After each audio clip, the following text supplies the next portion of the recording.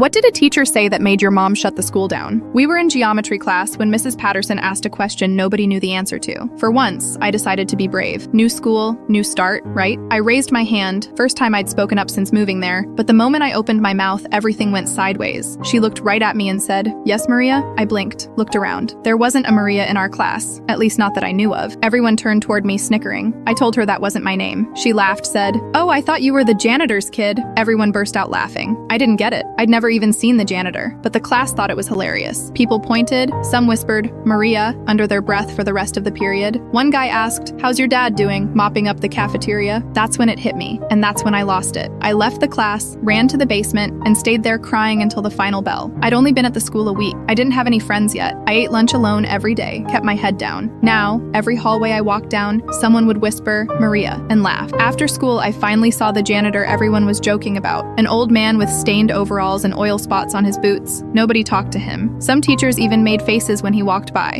And the kicker? He didn't have any kids. So Mrs. Patterson had just made a joke about me, a cruel one. When my mom pulled up to get me, I didn't say anything, just got in the car and stared out the window the whole ride home. She knew something was wrong. At home, she saw my puffy eyes, sat me down at the dining table, and wouldn't stop asking what happened. I didn't want to tell her. I knew she'd explode. But the words spilled out of me anyway. Tears, everything. She hugged me tight, but her whole body tensed up. I could see her jaw clench and the veins on her neck stretch out. She asked me why I didn't tell her right away, and I said I didn't want her to worry. What I didn't know at the time was that my mom was a legal consultant for multiple school districts, and my school just happened to be one of them. That night, she didn't go to bed. She was up past midnight with her laptop open and papers scattered across the kitchen table. I peeked once and saw a few files labeled discrimination complaint and staff review. There were even ID badges in one of the folders. Next morning, I got dressed for school like usual, but she told me flatly, without even looking up, "You're not going today." She was too busy highlighting paragraphs and sticking post-its on legal forms to make eye contact. I didn't argue. The day after that, she said nothing, just kissed me on the head and said, "Have a good day." When I got to school, people were whispering, "Did you hear what the new kid's mom did to Mrs. Patterson?" "Dude, I heard she's on the school board or something." "No, she's a lawyer, like a serious one. Shut her down." Whatever the rumor was, the truth was this. Mrs. Patterson was gone, just like that. No goodbye, no explanation. And the janitor? He had a brand new uniform, crisp and clean, like he'd just stepped out of a commercial. Some teachers even nodded at him in the hallway now. Nobody called me Maria again.